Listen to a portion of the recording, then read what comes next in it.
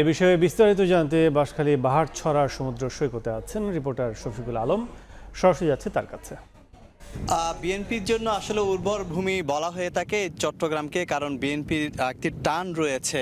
যেহেতু প্রেসিডেন্ট জিয়াউর রহমানকে এখানে বিপদগামী সেনা সদস্যের হাতে এখানে খুন হয়েছেন, এরপর থেকে কিন্তু বেগম খালেদা জিয়া চট্টগ্রামে ছুটে আসছেন সবসময় বিএনপির চট্টগ্রামের যে কোনো আপদে বিপদে।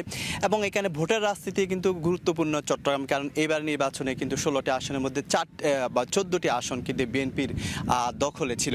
তো সব কিছু মিলিয়ে গত মাসে যে বন্যা হয়েছিল, সেই বন্যায় যারা ক্ষতিগ্রস্ত তাদেরকে দেখার জন্য কিন্তু আগামীকাল প্রধানমন্ত্রী তারেক রহমান আসবেন। 3টি উপজেলা তিনি পরিদর্শন করবেন। এখানে কিন্তু এই বাঁশখালীতে 100টি ঘর তিনি হস্তান্তর করবেন এবং ত্রাণ বিতরণ করবেন। তারপর হাটহাজারী যাবেন এবং ফটিকছড়ি যাবেন। এরপর কিন্তু হাটহাজারী বড় মাদ্রাসা এবং বাবুনগর মাদ্রাসা তিনি গিয়ে সেখানে আল্লামা আহমদ শফির মাদার জিয়ারত করবেন।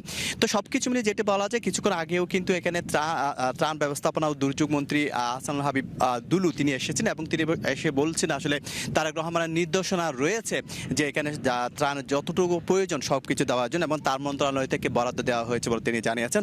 এবং কিছুক্ষণ আগে র্যাব প্রধান এখানে এসেছিলেন, অধিনায়ক, তিনি বলছেন আসলে সব ধরনের নিরাপত্তা ব্যবস্থা জোরদার করা হয়েছে। আমরা জানি আসলে এই দায়িত্ব প্রধানমন্ত্রী যে সবকিছু গত 3-4 ধরে এখানে দায়িত্ব ছিল এসএসএফের কাছে, আজকে পিজিআর এর দায়িত্ব তারা হাতে নিয়েছে, অর্থাৎ বেসামরিক নিরাপত্তা, অর্থাৎ প্রধানমন্ত্রী এবং রাষ্ট্রপতি এবং সরকারি যে কোনো অনুষ্ঠানের দায়িত্ব কিন্তু তারা নিয়ে থাকে। পিজিআর এর হাতে কিন্তু এখন সেনা সদস্যদের হাতে দায়িত্ব। তো সব কিছু মিলে যেটি বলা যায় একেবারে প্রস্তুত মঞ্চ, এবং সব ধরনের সাত রব নগর জুড়ে এবং উপজেলা জুড়ে। এবং কালকেই প্রধানমন্ত্রী তারেক রহমান আসবেন, তাকে বরণ করার জন্য মুখিয়ে আছে লাখো মানুষ। কারণ এই বাঁশখালীতে কিন্তু তার মা প্রধানমন্ত্রী, 3বার প্রধানমন্ত্রী বেগম খালেদা জিয়া এসেছিলেন এবং তার বাবাও কিন্তু এসেছিলেন। তো এই ছিল আমার কাছে চট্টগ্রাম বাঁশখালী থেকে সর্বশেষ তথ্য। প্রধানমন্ত্রীর সফরকে কেন্দ্র করে প্রস্তুতি খবর জানতে সরাসরি ছিলাম চট্টগ্রামের বাঁশখালী।